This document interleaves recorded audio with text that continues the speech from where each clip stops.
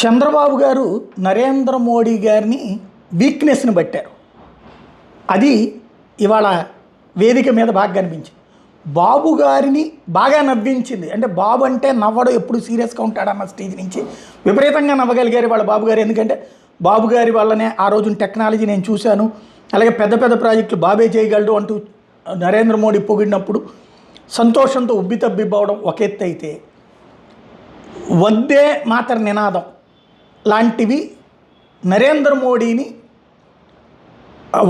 చంద్రబాబు పట్ల అట్రాక్ట్ చేసింది. ఎందుకంటే బాబు అట్లాంటి నినాదాలు భారత్ మాతాకి జై, వందే మాతరం, అదే సందర్భంలో ఇదిగో మా 5 కోట్ల మంది జనం నీ వెంట ఉంటారు రేపు పొద్దు నువ్వు చేయబోయేటటువంటి పనికి అనేటటువంటిది, ఇట్లాంటివి అందులో హిందీలో చెప్పుకురావడం, మీ వెనక మేము ఉంటాం లాంటి బాబు గారు మోడీని బాగా అట్రాక్ట్ చేశారు. అట్ ద సేమ్ టైం ఇంకొకటి ఆధ్యాత్మికత ఇట్లాంటి వాటికి చాలా కీలకం కాబట్టి అక్కడ బాగా పెట్టారు. జూన్ 21న జరగబోయేటటువంటి ప్రపంచ ఏదైతే ఈ యోగా దినోత్సవం, ఈ యోగాని అంతర్జాతీయంగా తీసుకెళ్ళినోడు నరేంద్ర మోడీ, ఐక్యరాజ్య సమితి దాకా తీసుకెళ్ళినటువంటి వాడు నరేంద్ర మోడీ.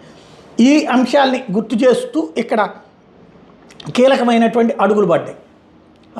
ఏదైతే ఆ రోజున భారతదేశపు స్థాయి కార్యక్రమాన్ని విశాఖపట్నంలో నిర్వహిస్తాం, మీరు రావాలని అడిగారు. దానికి నరేంద్ర మోడీ అదే వేదిక మీద నుంచి ఒప్పుకున్నారు. అదే సందర్భంలో ఒక టాస్క్ ఇచ్చారు బాబుకి, ఈ 6 నెలల పాటు మీరు ఊరు వాడ యోగాని బాగా వ్యాప్తి చేయండి, వరల్డ్ రికార్డు సాధిద్దాం ఆ రోజున అంటూ.